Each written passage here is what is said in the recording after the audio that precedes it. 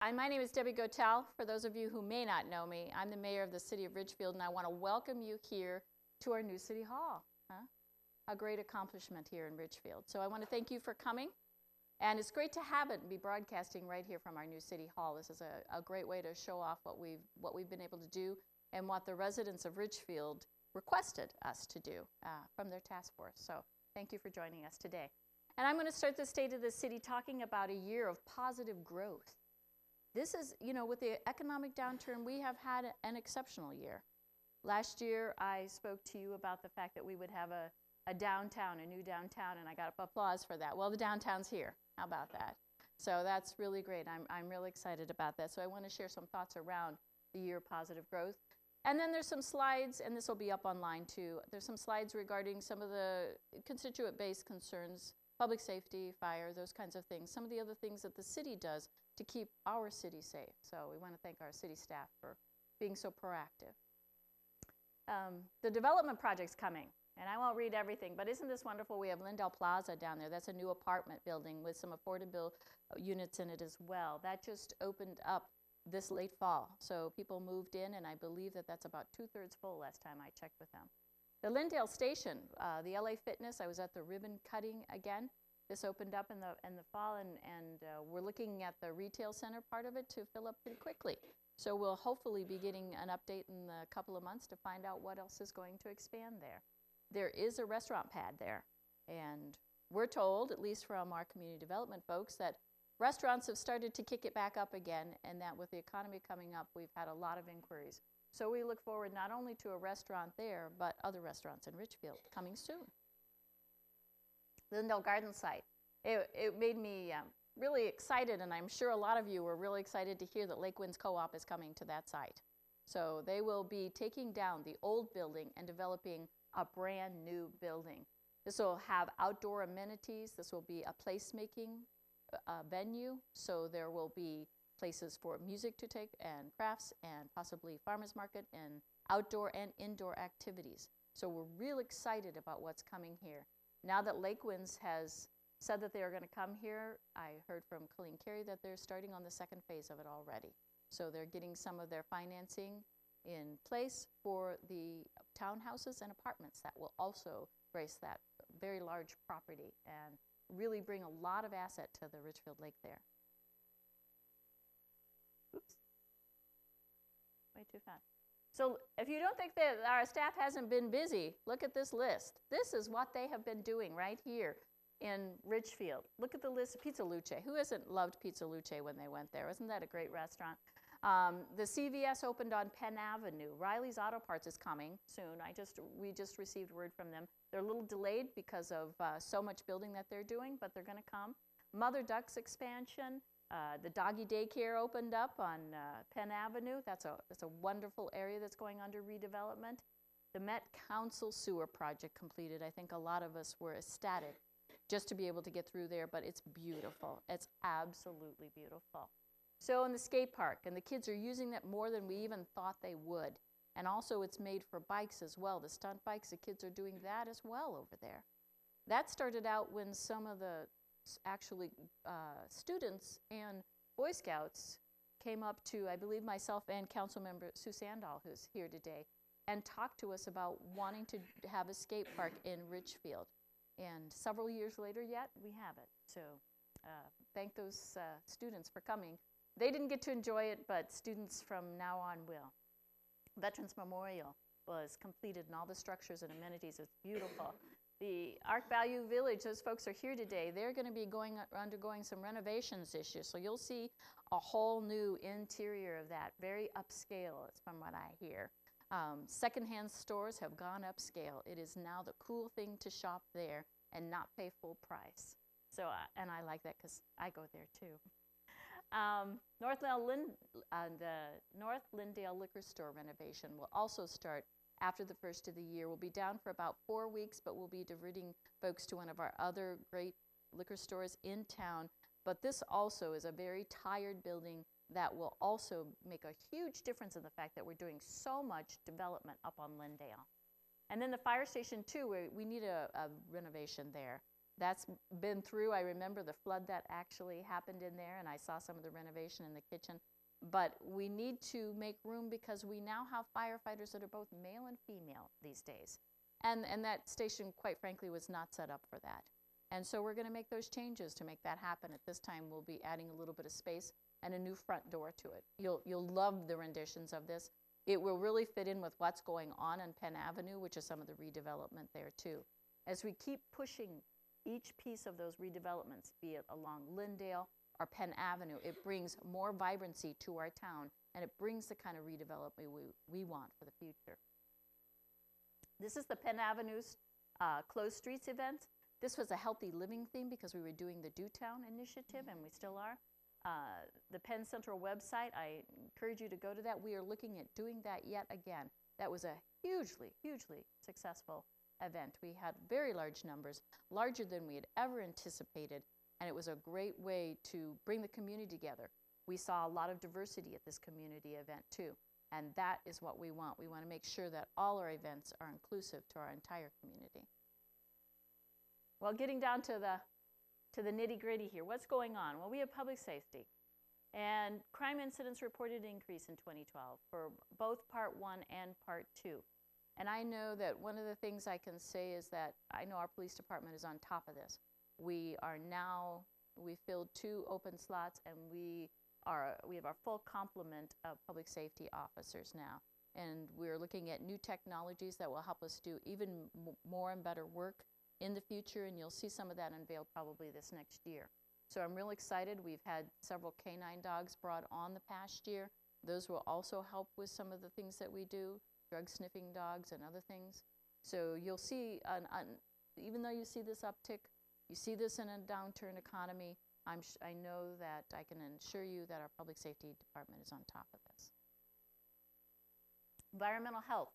This started some time ago from a task force, and for those of you who remember, and some council members who are still here, there was an issue with what we needed to do with residents' homes, and we needed to make sure that they were taking the garbage cans in and keeping their houses painted and making sure that the grass was cut. And some of it was due to foreclosures, some of it was just due to cultural issues that people didn't have an understanding of what it meant to be a part of the community or what the regulations actually were for our city. So as you can see, we did several inspections. Follow-up inspections were nearly 3,000.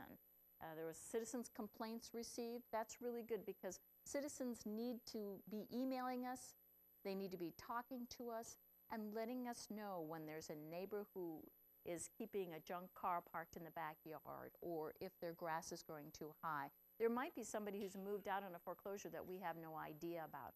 And then we can contact the banks or whoever and make sure that that property is taken care of. It matters how Richfield looks.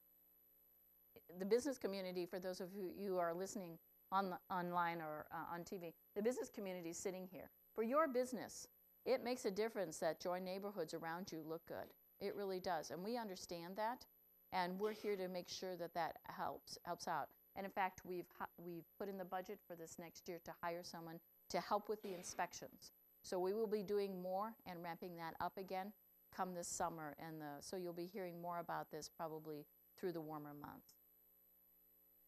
Our fire department. I think we have one of the best fire departments in the state. We have some of the best response times, I know, and I only hear the accolades from our residents when there's a response. So we're real excited about that. Most of their calls are just medicals. There are very few fires here. They do an awful lot of work on fire prevention. They just were working with the Weeblo Cub Scouts that I brought in here last week, and they taught them about fire prevention right there, and they run through drills with these young kids and everything like this, so they have a real understanding. And the best way to prevent these fires is get to these children and to have them talk to their parents. I mean, didn't we all learn those kinds of things when we were in school? And so I'm really excited that our fire department does so much outreach into the community to teach them about fire prevention. It speaks to the fact that we do mostly medical calls, not fire calls. Our health policies and advisory board of health. This is a really great part of what the city does. And if you look at the banner back here behind me, Dewtown, Bloomington, Edina, and Richfield, this was part of the Advisory Board of Health, and it also augmented the SHIP grant, which is the State Health Implementation Dollars. Every year, we're given a certain amount of dollars that helps us to engage the community to be healthier in many ways. And so we partnered with Blue Cross Blue Shield and with our two sister cities to make a huge impact. There were nutritional classes for daycare centers so that people knew what portions little kids really should be eating and what they should be eating for their day. The Bike Master Plan was augmented, and we were able to get another citizen task force to give a lot more input on the citizen level. We looked at more information about guidelines for complete streets, so that that's part of our guidelines when we look at reconstructing any of our streets here in Richfield. And we had outreach and education just generally on health and wellness. We've also expanded our community gardens. We've had a large amount of gardens, and every year, like the first few days, all of them are gone because everybody wants to have a small garden plot and grow either fresh fruits, vegetables, or flowers. And so we've expanded that. We're looking all over for opportunities to put in more gardens and closer to people's homes so that they don't have very far to go when they want to work on their garden. So this is a big part of what makes Richfield, I think, really special. We have a fiscal policy. And this started some time ago when the economic downturn happened. We had local government aid, and the state has repeatedly notified us of cuts. And so when we get, what gets certified to us is very different than what we actually end up with. So we were certified over $1 million, and we ended up with $419 some odd thousand. So when we look at that, when you try to plan a budget, those of you who are businesses, or even if you're looking at your own home checkbook, when you get that kind of a cut in your income and your stream that comes in, your revenues, that's pretty impactful. And it has been impactful to the city. So our plan, our policy, has been to wean ourselves off of as much local government aid as we can and use those dollars in a different way when they do come in for long-term projects like reconstructions of roads and such like that. So we'll be continuing that particular policy at this time until we see what the governor's office is going to do. But this is the budget. It's approximately $19 million. And as you can see, the numbers in red are what our budget was in 2012, and 2011 is the kind of green-blue. So you can see that we really haven't changed a lot of any of our real true spending, but we have had a few increases just due to paying our staff a little bit more. We did finally give our staff a raise, and I want to specifically thank those staff for several years taking a 0% increase. A tough thing to do in these times, but we saved jobs because of that. So we were able to give a very meager increase, and I still thank those staff for staying here and working so hard for the city of Richfield. We appreciate everything you do here, and we will continue, though, to be fiscally responsible with our budgeting. We have a balanced budget every year. So it was it's other than 19, it was actually 20.6 million. It was an increase of 4.5%. We have general fund levy, the equipment levy, and the debt service tax levy, and the tax levy for Cedar Point Tax Abatement District.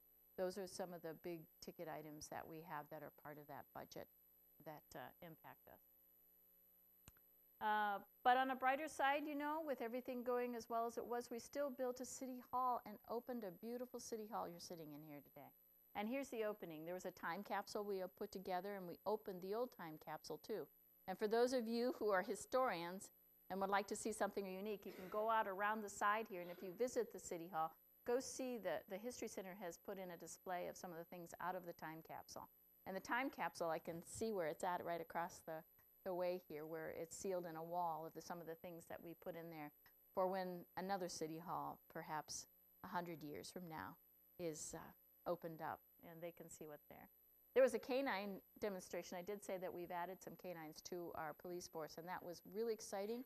I think the people really enjoyed seeing that. There was a helicopter that landed. That kitchen fire demo was really cool. They really enjoyed it. The kids got in there and put out a fire, kitchen fire. but they learned what it really takes to bring a fire down and what it means to have one. And there are all kinds of games and face painting. It was a really great event. And again, this was staff-driven here, so thanks to the staff for pulling that off. I thought the helicopter was so cool. The kids really loved that. They had to take off right away, too. I guess they got a call, so they couldn't stay very long. We have housing policies here, and those in the community who are looking at something different. We have finished 9 new homes, finished and currently under construction. I think I signed for 6 new proposals this year alone. So we have lots available for folks to build brand new homes here. This is called our kind of move up home program. So we encourage people, and especially those people who need to move up into another home, to do that. We have also transformation loans and community fix-up loans. Those are great loans for people that go on your tax base at the end of your home. And what you can do is you can apply for one of these loans, and if you live in your home long enough, those dollars are forgiven, some of them. Now, not all programs are the same. Some of them are income qualified. You can get up online, or you can call city staff and community development to do this. And our award-winning Kids at Home's family, home program, we have 31 families that are served in 2012. That's great. This provides stability for our families so that these kids finish their school here in Richfield rather than moving. These are people who are living on the edge and are having issues trying to stay employed, and we know what it's like in this economy, and to keep their kids in the schools and not transferring them around. We're still addressing the foreclosure problem. It hasn't gone away. We've heard less about it, but Richfield has approved 3 rehabilitations and assistance loans and 1 purchase assistant loans. We got dollars from the federal government, and that was wonderful to be able to do this. We know that there's more foreclosures coming. We're not sure when they'll come. We know there's a shadow market of a lot of people who pulled their houses off of the market because they just couldn't sell them and they couldn't take the loss, or they're underwater. And now we're seeing that the actual increase in the housing prices has finally come back to Richfield. So we're really hopeful. We're really hopeful that we're seeing the turnaround. You can see the before and after pictures, some of these renovations and everything, and how nicely they turn out. This is for owner-occupied, though. We're not selling these to spec buyers or somebody who wants to try to turn around and make a dollar. This is for Richfield residents. We want people to be real residents here. And one of our more controversial issues that just came up, I think, the end of the year was around the RNAV. Now, Councilmember Fitzhenry, I'm sorry he's not here. I'm sure he was busy today.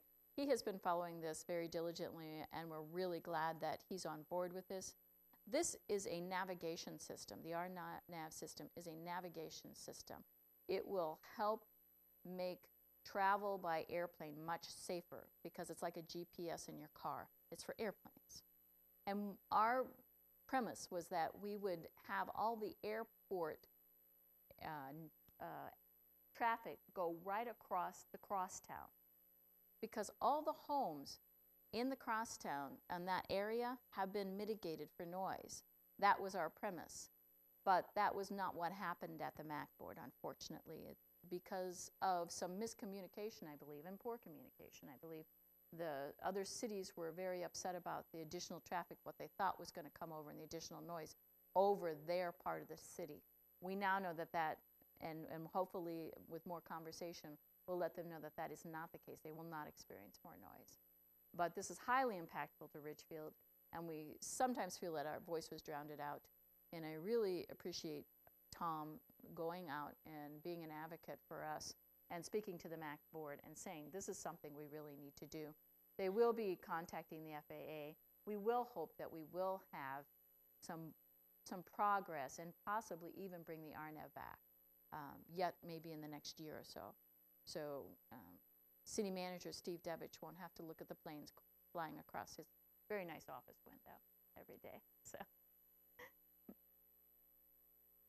I think one of the things that's really exciting, though, is what's going on in our business community. I talked about all the redevelopment, and we continue to attract new businesses. And this is the Lindell Garden site. We'll have the Lake Winds Co-op. We'll have the CVS pharmacies now open and the LA Fitness.